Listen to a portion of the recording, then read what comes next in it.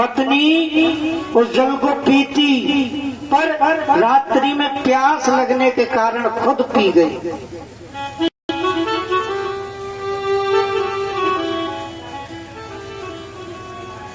वशिष्ठ देव ने ध्यान लगा करके देखा और कहा, राजन सब गड़बड़ हो गया। राजा ने पूछा, क्या हुआ महाराज?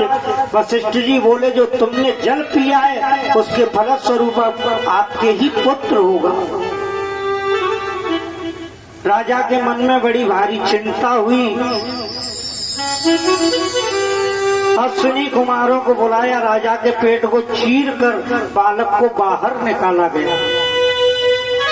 लेकिन अब सबको चिंता हुई कि बालक दूध किसका पिए। तब स्वर्ग से इंद्र आए और उन्होंने अपनी तर्जनी अंगुली बच्चे के मुंह में लगा दी। कहा, ये मेरा दुग्ध पान करेगा। उस बालक का नाम पड़ा मानधाता। मानधाता के पुत्र मुचकुंद हुए, जो बहुत तपस्वी हुए। मेरे कृष्ण कन्हैया ने, भगवान कन्हैया ने उन्हें मुक्ति दिलवाई। इन्हीं मानधाता महाराज के वंश में आगे जाकर त्रिबंधन हुए, त्रिशंकु हुए, महाराज हरिश्चंद्र हुए, जिन्होंने सत्य का पालन किया। सत्य का पालन करने के लिए उन्होंने अपना सर्वस्व बलिदान कर दिया।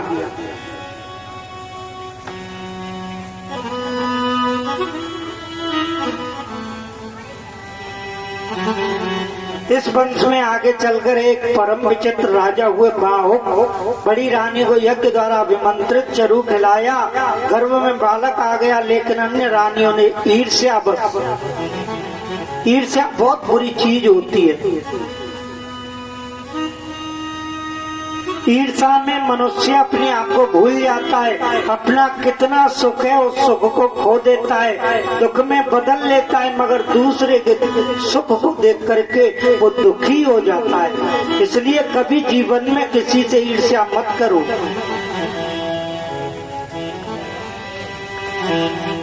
एक गरीब आदमी था, उसने दीवाल चिनवाई, रोज भजन करता है, प्रभु मेरी दीवाल गिरनी चाहिए। गरीब है, गरीबी में दीवाल चिनवाई कर्ज किया और रोज भजन कर रहा है कि प्रभु ये मैंने दीवाल चिनवाई है, पैसे खर्च किए, ये गिर।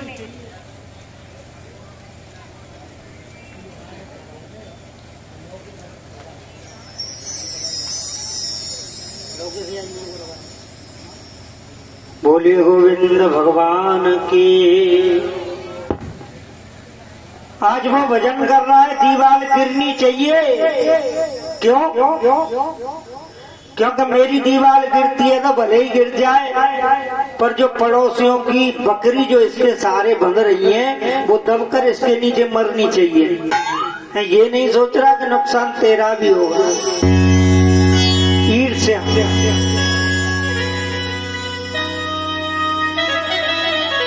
ईर्ष्या पर सभी रानियों ने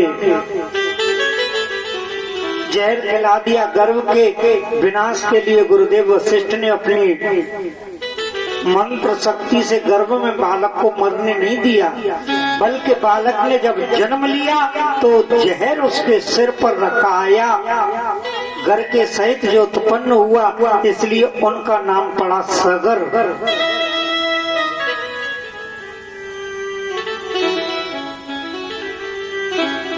सगर के दो पत्नियां थी, एक सुमति और दूसरी केसनी। केसनी के हुए असमंजस और सुमति ने एक मांस पिंड को जन्म दिया। क्रोध में आकर उसने अपने 60,000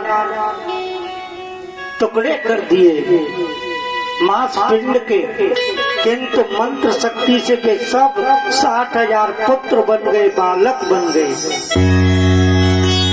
सगर राजा ने अश्वमेध यज्ञ किया। यज्ञ का घोड़ा इंद्र चुरा ले गया।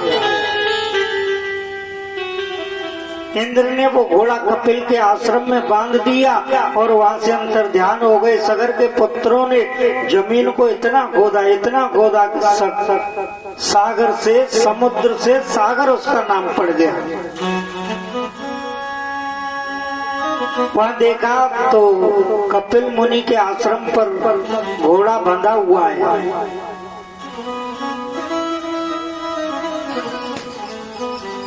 और देख करके कि ये यही चोर है, उसकी तरफ उसे मारने के लिए दौड़े।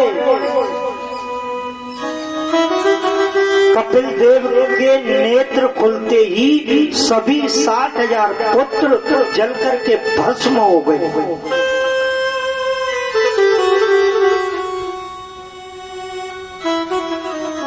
असमंजस के पुत्र अंशुमान ने तपस्या करके कपिल देव को प्रसन्न किया। तो महात्मा कपिल देव ने कहा, भगवान वामन के चरणों से जो निकली हुई प्रकट हुई गंगा है, यदि उस गंगा का जल इनको स्पर्श हो जाए तो इनको मुक्ति मिल जाएगी। अंशुमान ने ब्रह्मलोक से गंगा जी को उतार कर लाने के लिए बहुत तपस्या की, परंतु गंगा जी का दर्शन उन्हें नहीं हुआ। उनके बाद दिलीप ने की, उन्हें भी नहीं हुआ। उनके बाद भागीरथ ने तपस्या की। तो गंगा पृथ्वी पर आने के लिए गंगा मैया तैयार हो गई, पर कुछ शर्त रखी, दो तो ही मैं आ सकती हूँ। उसने कहा ठीक है, मैं मानता हूँ। गंगा जी ब्रह्मा जी के कमंडलू से निकलकर पहले ध्रुवलोक में आई, फिर सप्तऋषि मंडल में आई, वहाँ से शिव जी की जटाओं में पधारी, फिर सुमेरु पर्वत पर आई, फिर हिमालय पर आई, फिर हिमालय से निकलना आरंभ किया।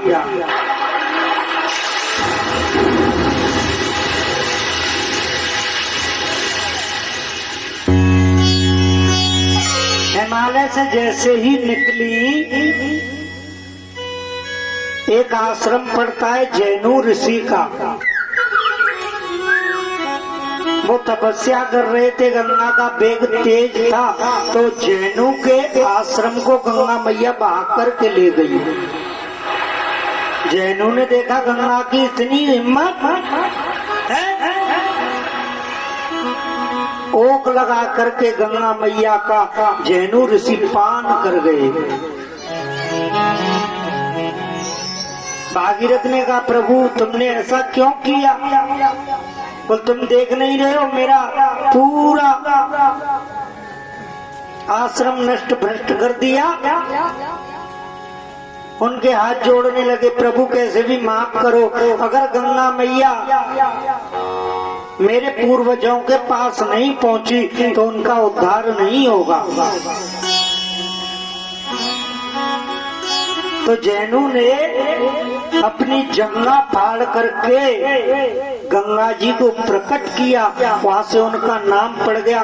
बोलिए जाह्नवी गंगा मैया की जय।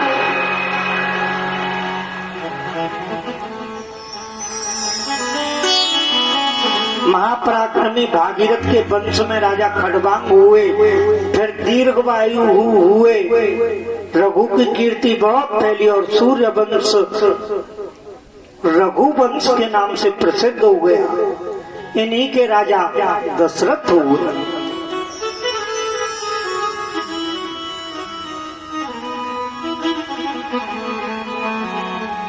राजा दशरथ बहुत पराक्रमी थे, तेजस्वी थे, तपस्वी थे और वो अयोध्या में राज करते थे। पर उनके कोई संतान नहीं है, बहुत दुखी रहते हैं, बहुत दुखी रहते हैं साथ। और एक दिन तो इतना तक कह दिया, एक बार भूपति मन माही, भई गिलाने मोरे सुत नाही। एक बार राजा को बहुत बड़ी गिलानी हुई। पर मैं ये पूछता हूँ कि गिलानी एक ही बार क्यों हुई, बार बार क्यों नहीं हुई? भाई पुत्र तो थे ही नहीं हमेशा से, पर राजा को गिलानी केवल एक ही बार हुई है।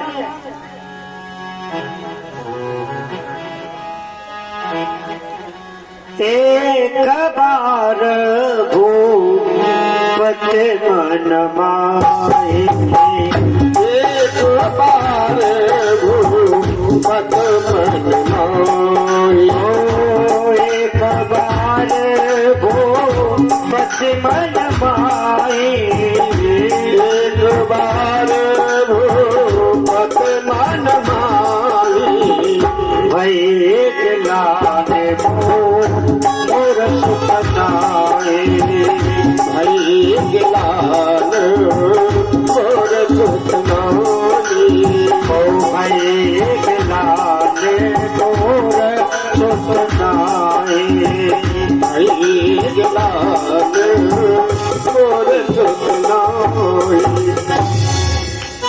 राजा को गिलानी हुई, क्यों हुई? एक बार जंगल में गए शिकार खेलने। राजा दशरथ बहुत विद्वान थे, वो पशु पक्षियों की आवाज जानते थे कि ये क्या कह रहा है अपनी आवाज में। एक हिरण हिरणी तालाब में जल पी रहे थे। जब उन्होंने राजा को देखा तो हिरणी हिरण से कहने लगी कि देखो ये राजा है दशरथ, ये निपित्री राजा है, इसके कोई पुत्र नहीं है, संतान नहीं है, इसके बढ़िया तो हम इस तालाब में कूद करके अपने प्राणों को त्याग दें, ये सबसे अच्छा होगा। जब राजा ने इस बात को सुना तो एकदम मुझसे गिलानी हो गई।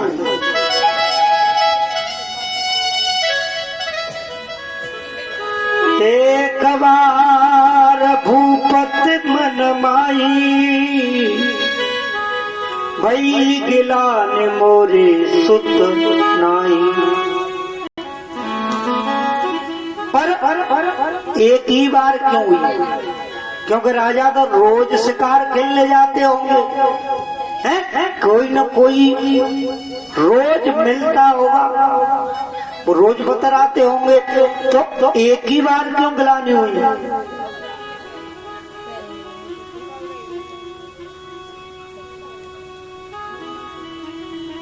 राजा ने, परीक्षित जी ने जवाब दिया कि महाराज कृपया स्पष्ट करके बताएं कि राजा को एक ही बार गिलानी क्यों हुई? क्योंकि उसने दर्पण देखा, सफेद बाल देखे बुढ़ापे को देखा कि अब मेरा बुढ़ापा आ गया है और अभी कोई पुत्र नहीं हुआ, मैं क्या करूं?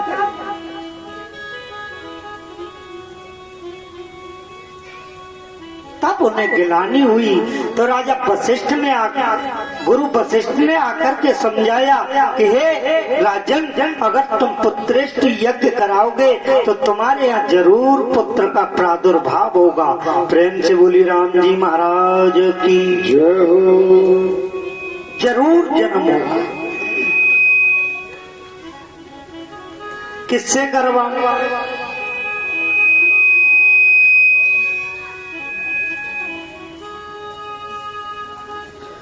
गुरु गृह तुरत गयऊ मैं पाला, चरण लाग कर विनय विशाला। कहने लगे मुझे पुत्रेष्टि यज्ञ कराना है।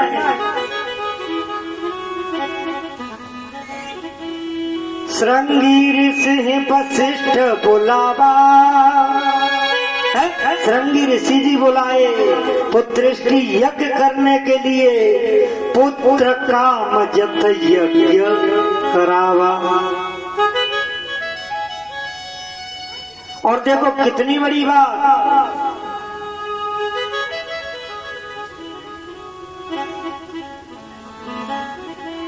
जो जटायु था उसे पता था गीधराज कि दशरथ के 4 पुत्र होंगे और सबसे बड़े पुत्र को मैं ले लूंगा, और दशरथ ने दे भी दिया था। ये थोड़ा सा आगे प्रसंग आएगा।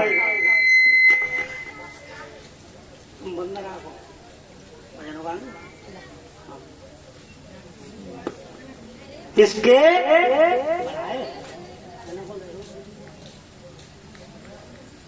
4 पुत्र होंगे और बड़ा पुत्र मेरे लिए इन्हें देना पड़ेगा। ये प्रसंग थोड़ा आगे आएगा। श्रृंगीर से वशिष्ठ बुलावा, श्रृंगीर से वशिष्ठ बुलावा, श्रृंगीर से वशिष्ठ बुलावा, श्रृंगीर से वशिष्ठ बुलावा, पुत्र का यज्ञ करावा,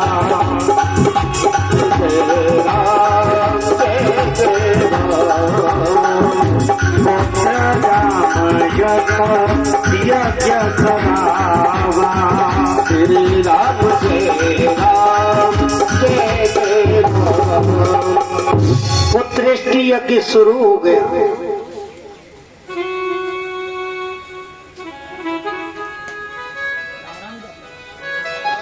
भगत सहित मुनि आहुति दीने, प्रगटे अग्न चरु कर लीने। भगत सहित मुनि आहुति दीने, प्रगटे अग्न चरु कर लीने।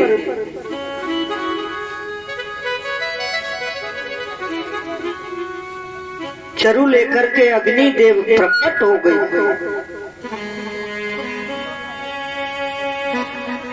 और राजा को उस चरु को दे दिया, जाओ